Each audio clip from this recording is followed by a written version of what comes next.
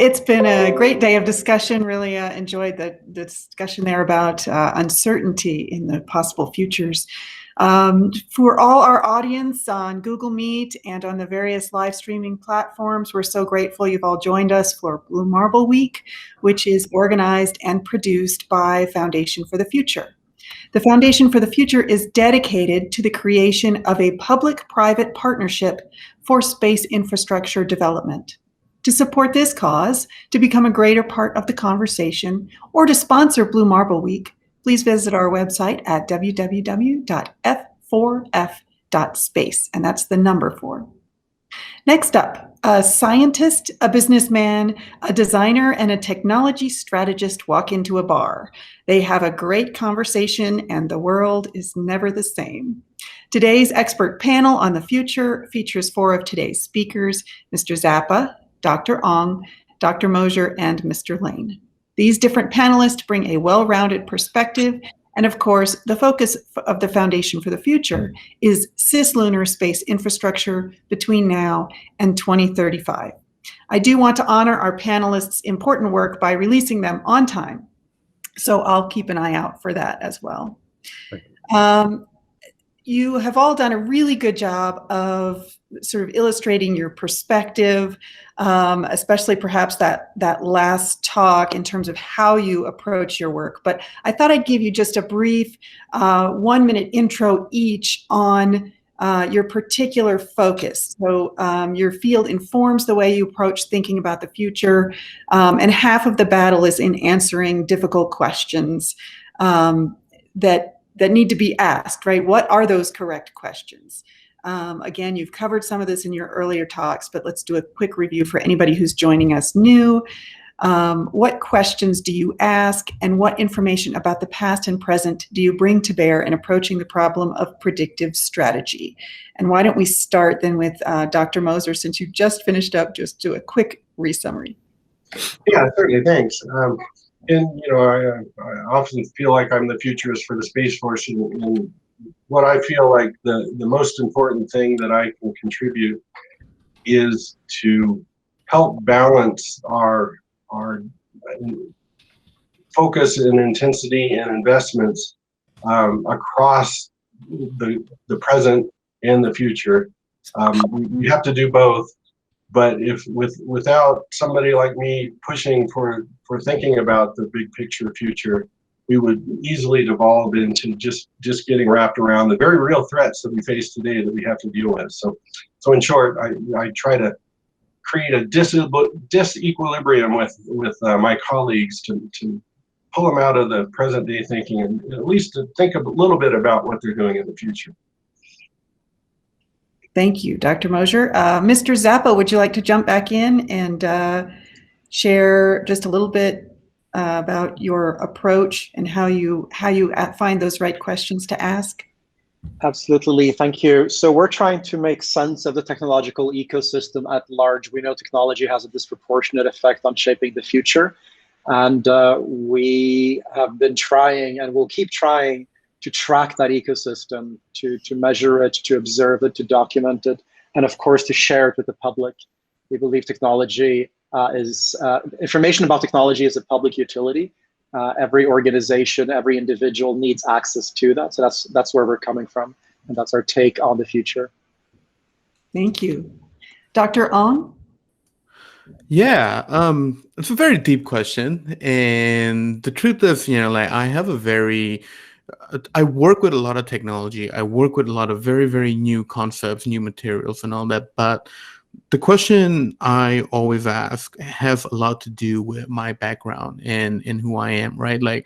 I'm Burmese. I don't know if you guys see a lot of Burmese people at space talks and technology talks. I know NASA has a researcher or two. I know MIT has a researcher or two who's doing very well. But, as a culture, if you can name all the top researchers in the world who share the same identity with you, really there's not that many, let's face it. So for me, whenever I talk about the future, the truth is I'm always asking about what this means for, quite frankly, people like me, right? Like, the truth is, I think the world still looks for, there's horrible things going on in Burma right now. And I think the truth is, unfortunately, the world probably still has an attitude that says, look at those other cultures, we just can't seem to get it together. All right, flick the channel, let's go to something else. I always wonder about, what does all this mean for me? It's not just new technologies. It's not just about cool opportunities. What does it mean for people like us who represent kind of the bottom of the pyramid? And how can we, really the most important question is, how can we contribute? What does all this mean for us going forward in the future? Like the pain that we've gone through, the sufferings that we face, the poverty that's really enclosed us. What role will that play in the future? Are we just waiting for others to come and save us? Or is there an opportunity for us to be part of this future in a more active way? Thank you. Mr. Laine? I have a very specific task in front of me. Build an elevator on the moon. It's super easy to say those words and super hard to accomplish that. So, I saw a cartoon once that says, this is what other people think success looks like. It's just a straight line. And what it is kind of like this, right? And sometimes it's backwards. And the path to the goal is almost impossible to draw a straight line with. And so I tried to look at the future from the perspective of be adaptable to what just happened, right? Mm-hmm. I don't know what just happened, like an hour ago, yesterday, a week ago. Zappa's looking at what might happen tomorrow and next month. So is Mozer. But I'm trying to figure out, like, where are we now? Level set every day to look at what just happened so I can make that path a little less crooked. That's kind of how I do it. Great. I think tying back to what Dr. Aung was saying, I think I saw an announcement the other day that Ghana is the most recent country to add its own space agency. And so we see that ownership coming in. And that ties back to what Dr. Mozer was talking about competition versus collaboration, this new space age that's coming forward. Dr. Mozer, would you address briefly the political landscape with all these various countries getting involved? And do you think that competition will be more effective in driving space infrastructure development, or will collaboration among those nations be more effective? Well, first, let me say I think it's great that we have a lot of rising space powers. It just makes the fabric of the future just all that much more exciting, and so I think that's awesome. I would hope that collaboration would rule, and I would hope that right now in the United States, as I laid out my statistics at the beginning, has a very large fraction of the satellites in orbit today, so we're very much a dominant player. So I think the onus is on us to figure out how to open our arms to all of these rising space players, and do it in a way that the future of space is a very open and rules-based entity. What we don't want, and unfortunately the tendency of humans is once something valuable gets created, then the criminal element shows up, and we don't want piracy in space. We want to be a free and open global trade, in the same way that the Navy, the United States Navy, opened up the oceans to global trade, and that's only made things better for us all. So I think in the end, the onus is on us to create the policies and the regulations and the investments and the partnerships that lead us towards that open and free space. Yeah, we get the best and worst, both driving things. I want to return to Dr. Aung. Dr. Mozer talked about superhumans, and Dr. Zappa talked about the role of AI a little bit, and human enhancing technologies, both genetic and artificial or design related.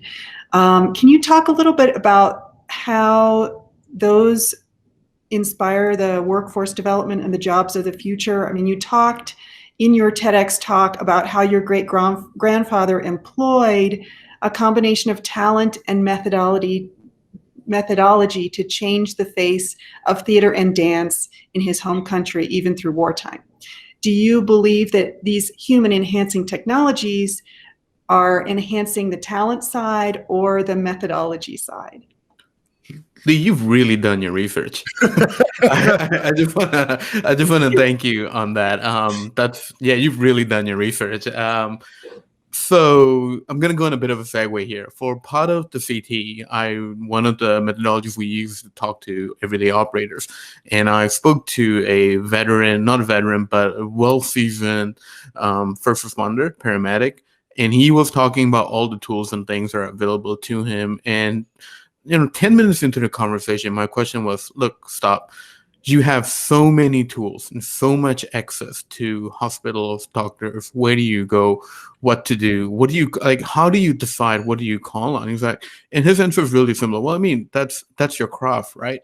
Like in this day and age, that's your craft. Like, which channel do I travel and to make that decision? So when I think I made a comment about what Dr. Mozer said about skill print. I love it. As a designer, I think that's a major takeaway for me of because I'm also an educator. I think in fact, I'm not gonna lie, I think I'm gonna adopt that in my education system at Monash, like pretty much immediately. How do we think about skill print? How do we think about preparing people? Much like an example of your single operator becoming a commander, a designer is essentially becoming a studio head of himself. Like the example of the bookshelf building itself, that's happening now. Like perhaps not as esoterically, but it's happening now. Because there's no longer, I'm setting up parameters. Like even the way I cat is moving faster, parameters. There's some level of generation going on. I think the question of is a talent, is a methodology will always remain, because all this technology, all these methods will contribute, and it will give us so much data and things to do. But here's the thing about data, Lee. Sooner or later, you have to make a decision. And you always choose which ones you pay attention to. Simply put, you as a person always decide which technology you pay attention to, which data set you're looking at. Mm-hmm. And I think that still has room for talent. Yeah, that's a very STEAM answer, because you really understand how a scientist thinks, and then you have that extra artistic background to bring to bear. Mr. Zappa, I want to revisit envisioning. I think started with 5 predictions, and the only one that didn't hit the mark was space tourism. I think a lot of people predicted that we would be actively flying around in space just for fun by this time. And so why do you think so many people missed that mark? And would you make the same prediction again today? Or have you changed the tools that you're using enough that they would no longer have predicted the way they did when you started envisioning? So envisioning began with trying to predict 5 technologies for the next 5 years in 2008. And very much so, the one that missed the mark was space tourism. Geolocation, ubiquitous computing, or cloud computing as we call it nowadays, and 3D printing and personal gene sequencing were all spot on, whereas space tourism is still elusive. And I would keep the prediction though. I mean, not only am I optimistic about the positive externalities of technological change, I'm also optimistic about our ability as humans to go beyond, and what is space if not that. So I'll keep my optimistic mark. But with regards to making predictions, I've stopped doing that. So we now steer clear of predictions and are much more about taking the temperature of the readiness levels of technologies as they are now. And then whether we can extrapolate those for the near future, I think that's more interesting than sort of making personal claims about when or how I think things will unfold, because that is much too subjective. Great answer. Yeah, and that ties back into some things, the TRL levels. Dr. Mozer, you've given some talks on trusted autonomy, which refers to self-sustaining and reliable technologies that are certified for mission use. So basically, they've been deemed future ready, maybe a TRL 9. Can you talk a bit about how a technology leaps that hurdle?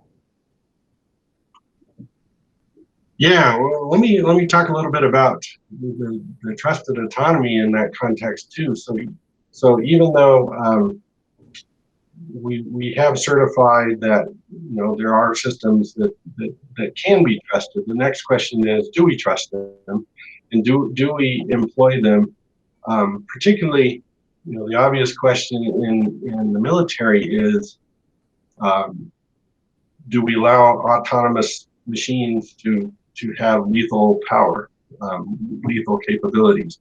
And that's a very deep moral conversation that I don't necessarily want to have, but I do want to point out that what happens today and what's happened for hundreds of years in the military is that we have commanders, and within the scope of the commanders, they train the individuals beneath them, their subordinates, to do a certain job.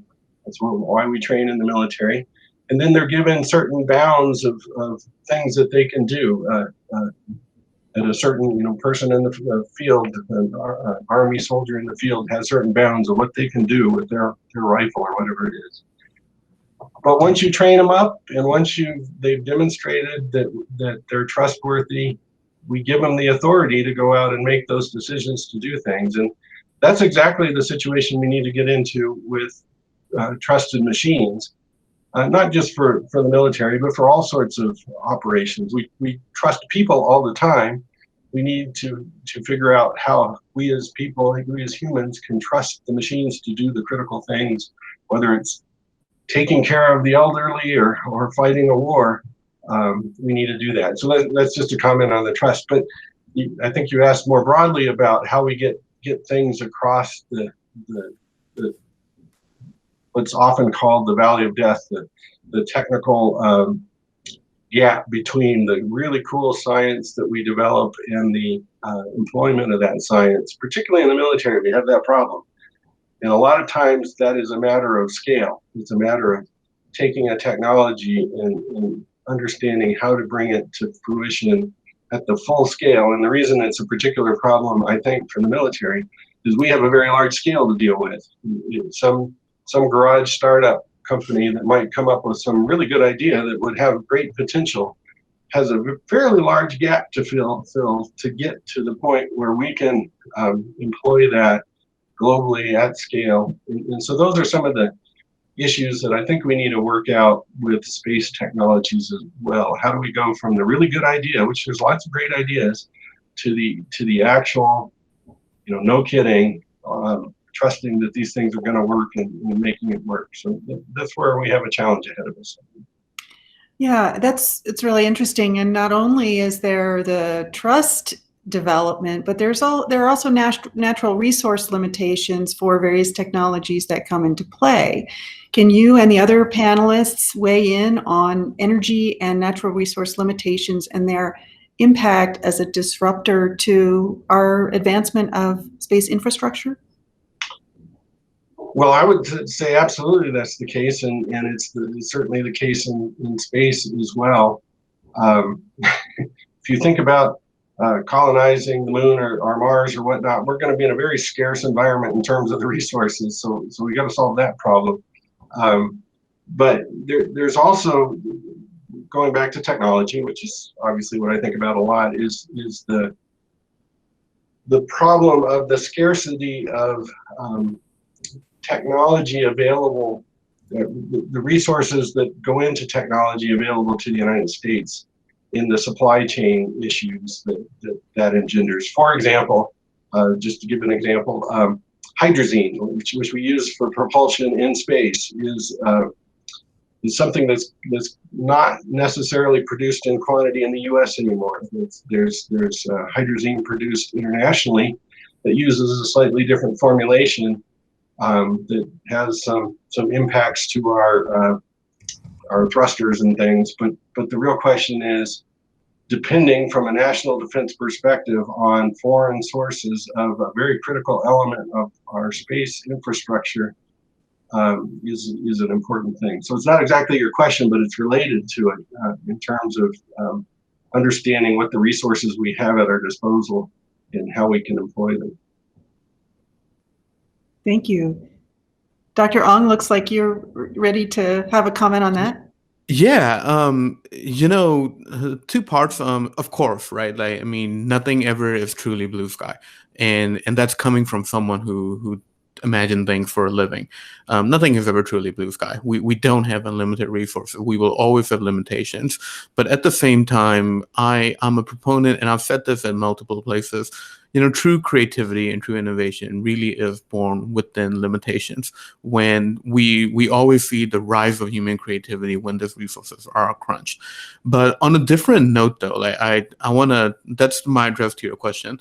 But I also want to point out something else again, like, because I want to follow up on what I was saying earlier about my approach as someone from a very different culture. Today, when we talk about resources, energy, anything really, like, our imagination of it is that each of us having a bunch of stuff. Alleviating poverty means like all of us can now afford everything. I am of the idea that the way we overcome that problem is not necessarily by finding more resources, not universal resources, but universal infrastructure. Gathering our resources into building things that, let's just have a look at a simple idea. Look what GPS did to the whole world. It was a military tactical innovation, and I think after the Vietnam War. But what it's primarily used for today, the amount of lives it's saving it today, the amount of agriculture it has improved, essentially putting an end to much of the food scarcity that we're having around the world. These are really major. These are fundamental infrastructure developments that I believe allows people that you wouldn't normally associate, having a lot of resources to access these kind of things. And if you bring that back to my own little history, right, like something as simple as the aircraft and having an internet connection allowed a kid who was born in Southeast Asia to simply fly over to America for education. And that changed not just for me, but the people that I'm working with and technology that I'm working on today. So really, I think ultimately, yes, there are limitations with energy and natural resources, but at the same time, if we put them towards the right infrastructure, I think it can really enable so much more than just finding more resources. You've just unwittingly done a big plug for Foundation for the Future and their activities in trying to get this public-private partnership to drive space infrastructure development. Because when you put a railroad track in, anybody can buy their rail car and put some freight in it and get on board. So great point. Michael, it looks like you're ready to pipe in on that. Yeah. Well, brief. Oh, sorry. Please. Oh, sorry. Go ahead. There are two mics in the room. Yeah. I have nothing to add. I just unmuted. I just agree with everything that was said. Okay. When I look back at this, how I got into space in the first place is a convoluted story that takes too much time. So I'm going to skip to the part where I said, one day I said, I want to build space-based solar power so that the world can have clean, green, limitless energy. I made a task of the top 300 cities of the world powered by the sky. And if you did that, you've got more than 40% of the global population covered. And my first thought was rockets, and that didn't work. And then my second thought was Earth elevator, and that didn't work. And my third thought is a lunar elevator, and I think that one's going to work. So I've been interested in the idea of space-based solar power for a very long time. It was the reason I got into space in the first place. So the idea, pardon me, the idea of limitless energy, it's the opposite of what, it's kind of what Nyein just said. I do think that we're moving into a post-scarcity environment. I think if people have a lot of excess energy, then it solves healthcare, education, literacy, probably leads to democracy. It unlocks the trapped Einsteins of the world, the trapped Mozarts of the world, the trapped Nyein Aungs of the world that had to change, 10,000 miles to have a change in environment, and that change of environment changed the rest of the world. So yeah. I want to see ubiquitous power for everybody. Yeah, it's what oil and gas did in the first half of the 20th century, and there's an opportunity to sort of refresh that and build on it. Yeah. We are getting a few questions in the chat now, so I'm going to go back and make sure that I honor those. We have about a little more than 15 minutes left, and you all can just jump in.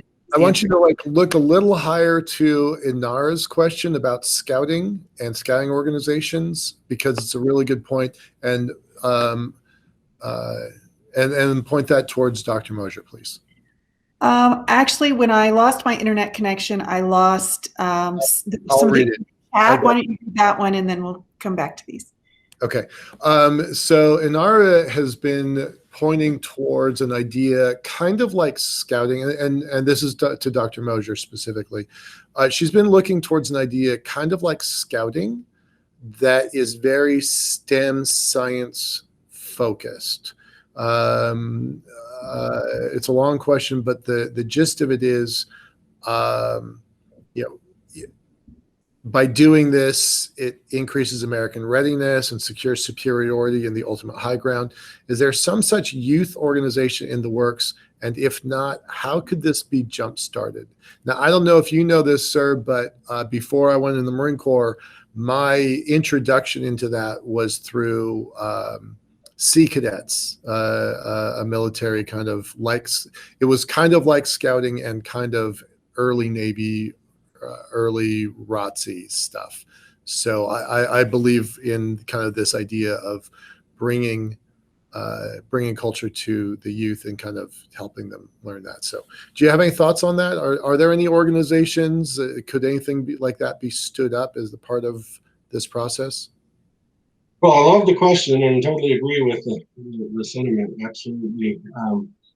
We have a STEM problem in this nation to start with, but specifically for space, I think because space is such an inspiring place to be, and the future is so unbounded, I think there's a natural, it should be easy to recruit folks that are thinking along these lines.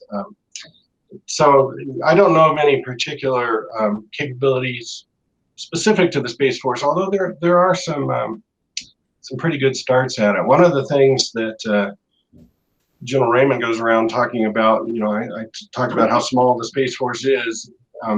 Because it's such a small and lean and agile, we really have an opportunity to treat human capital a little differently. Go recruit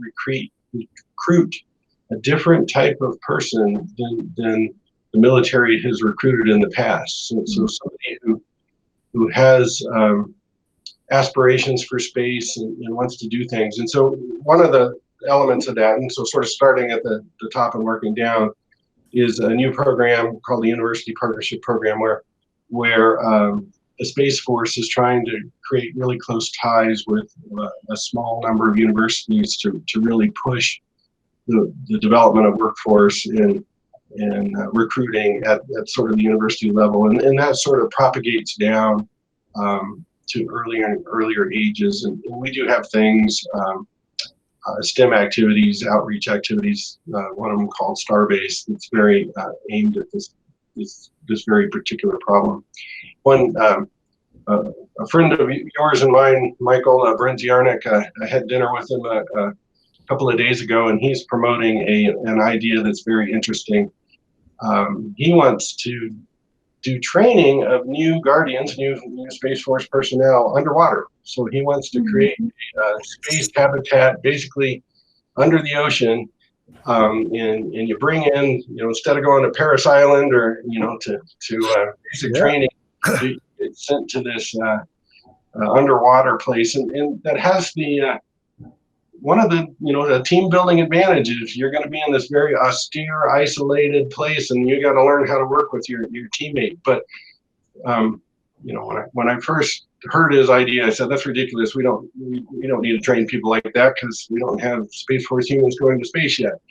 But the more I think about it, the more exciting it is, mostly because it is an inspiring thing. Just imagine, I can imagine a third grader saying, someday I'm going to be in the Space Force and go do that underwater training. So, I really do like this question, and I think we do need to spend some time on this particular issue. Thanks. Cool. Great. Chris Kent asks about sort of the legacy systems and old bureaucracy of some of our established agencies around the world. And we have new nations and individuals building new space programs that will take off really fast. There's the start of their yield curves. How can that growth potential be best coordinated, and what will the space community look like in 10 years? I love that question. That's where I live. So I'm gonna take that. So one, I'm the president of the U.S. International Space Universities Alumni Association. So I have had a both active and passive role in several national space programs being developed. So I'm very kind of proud of my behind the scenes legacy at a couple places. So I think it's amazing to see these new nations embrace this technology in a way that changes the citizenry of their nation.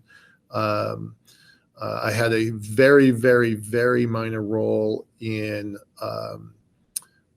Indonesia creating a space policy. Now that's a country of 30,000 islands, and some of them are ultra modern with Jakarta, and some of them are not hyperbole, they are Stone Age tribes. And you have a country that is the government that is trying to figure out how to manage the needs and responsibilities and requirements of that very complicated citizenry, maintaining the tribal populations in their state, and providing whatever the folks need at their big modern cities. They have issues like poaching in their forests, poaching in their seas. The Java rhino went officially extinct while I was doing my study. It was amazing work. And that's just one example of one country. And Australia, where Nyein is at, they just created a new space program. Brazil's had a space program for years and years and years. It's quite effective. Peru is on this call. They have one. Belgium is on this call. They have one.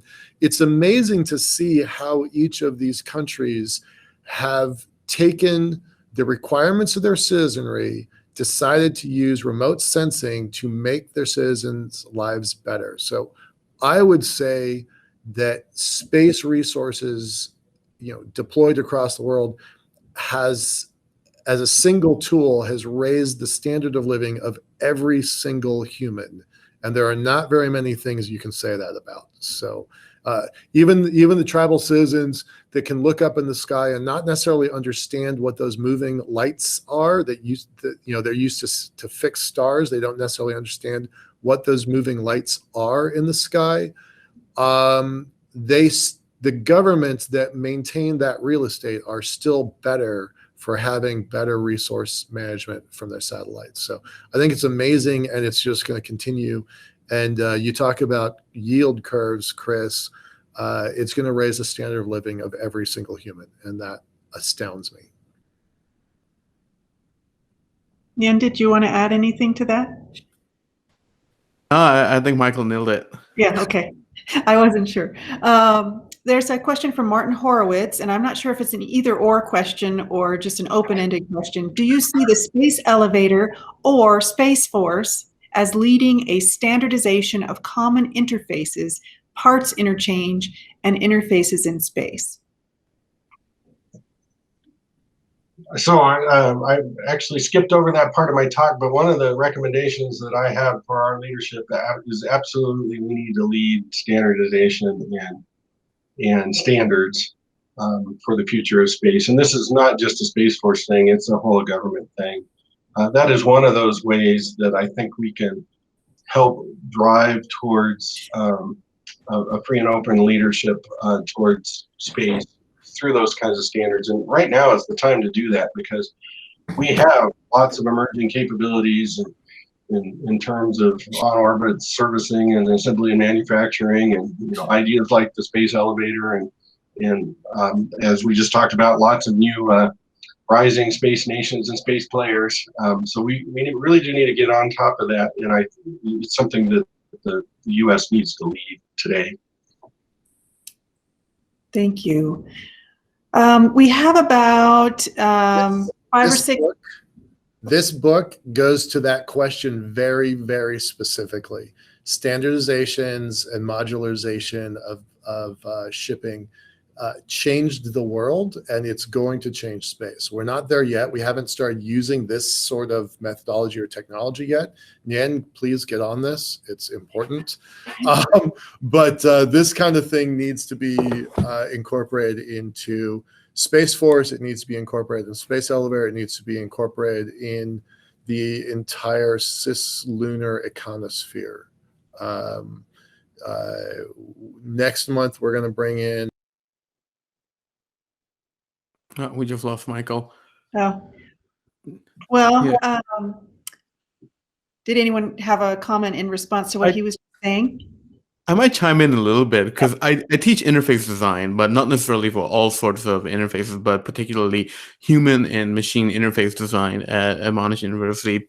Here's a very interesting thing. Definitely, we need standards and practices to go across. And some of them we design, some of them people just adopt, and it's a very difficult thing to manage what people adopt and what we've designed. But we have research going on that's starting to show also that, every time the diversity of people who are operating in any field, any 30% of that population changes, that those interfaces tend to change quite drastically again. So it would be very interesting to see what kind of standards we start with today, and then what they will become as the rest of the world join in, as Michael was saying before. Yeah, we're going to have the VCR first, and then we're going to find out where it goes from there. Yeah. Great. Well, for the last 5 minutes or so, I thought I would ask, Mr. Laine, your lemonade stand that you talked about yesterday would not have been the right solution in a pandemic. Can we all talk a little bit about the pivot business has made to accommodate the pandemic, and whether you see that as a step back in terms of hopefulness for space infrastructure development, or a leap forward because of the new adoption of so many technologies?